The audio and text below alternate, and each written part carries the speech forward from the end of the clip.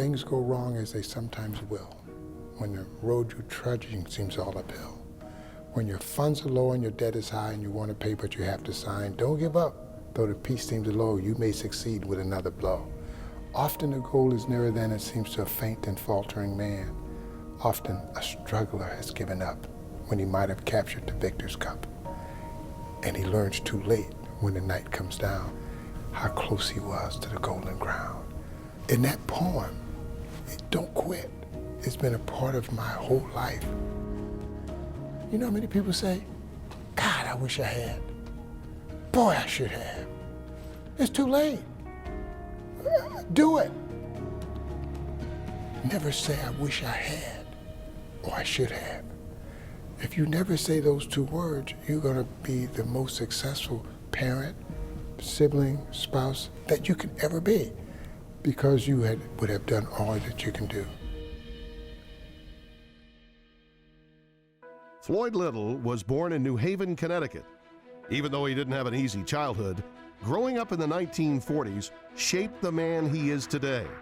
Back in those days, we didn't have a lot. As a little kid, I challenged myself to be better. I was always told I wasn't big enough, strong enough, smart enough, or fast enough.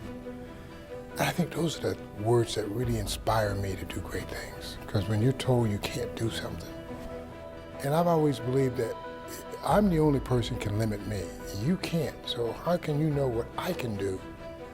It doesn't make any sense that you're telling me what I can do. I know what I can do, and it's more than you think I can do. So I'm always challenged by somebody telling me what I can do. Floyd's never-quit mentality carried him through high school, where he starred at Bordentown Military Institute. His experience at BMI had most people thinking that he would be heading to one of the service academies. But Paul Dietzel was the head coach of Army. He wanted me. So he got General MacArthur to visit with me in New York City at the Waldorf Astoria in his suite. And I'm in the suite talking to him about Army. And it's so funny because he said, just think about it. You can be the first African-American general in the United States Army. Floyd was headed to Army. That is, until a very special man showed up to recruit him to Syracuse. I was going to Army before Ernie Davis, and we went out to dinner and had a great meal. We ordered steak and lobster. Neither one of us ever had it. And we're in the men's room having a conversation about Syracuse, about the coach, about the classes, about the challenges, how hard it is, about the girls. Then I look at my watch, and it's kind of like 35 minutes later, and I'm thinking my steak and lobster, it's going to get a little bit cold right now, so if I don't get out of the bathroom with Ernie, my meal's going to be cold. So I look at Ernie and says, okay, you convinced me. I'm going to Syracuse, let's go eat. And 3 months later, he died.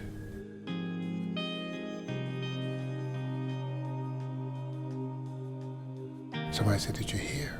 What? The Heisman Trophy winner, Ernie Davis, he just passed away. I was like, you've got to be kidding me. I was just with him 3 months ago. And I was just devastated. I don't know what propelled me to go to the phone and call Ben, Coach Walswater, and say, I'm coming to Syracuse, with tears in my eyes.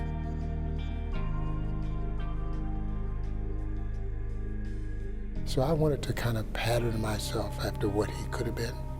So I started really, actually, trying to live the life that Ernie Davis would have had he had the opportunity. To try to let people know he was a great person, and I want to not replace him, but let you know the kind of person he could have been.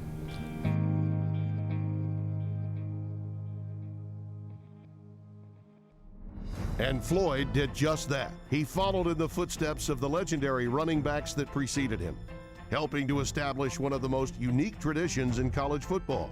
It all started with Jim Brown, then Ernie Davis, and finally in 1964, it was Floyd's turn to wear the number 44. Well, you know, as a young man, you really don't know what it means, and you don't know about the history. From the coaches who coached those guys, he's going to be another Ernie Davis, he's going to be another Jim Brown. But I never knew what that meant. Although Floyd followed two of college football's all-time greats, he left his own mark at Syracuse by becoming the Orange's only three-time All-American. The franchise returned to Syracuse 3 years ago to give back to the game and the school that gave him so much. Who am I to think that I'm bigger than anybody else? I'm just a person that's had an opportunity to live a very happy life and to be back at Syracuse. The most important thing now is I'm back mentoring all of the kids today. I met Floyd my freshman year. He kind of became like this role model for me, somebody I could talk to, like a father figure. You know, he's a great role model for the student athletes that are currently at Syracuse, and not only the great career that he had at Syracuse and in the NFL, but again, how he has represented that university and how he has represented college football.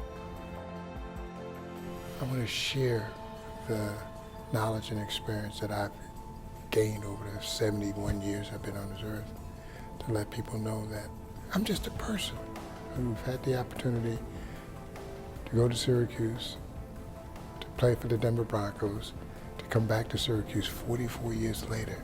I came back 44 years after I left, and this is Syracuse University's 144th year. So to be back here, part of that history, with 44 at the end of everything, it's just, I'm supposed to be here. That's been my journey, that's been my path. I should be back at Syracuse during this time of Syracuse's history. And I love it. I absolutely love it.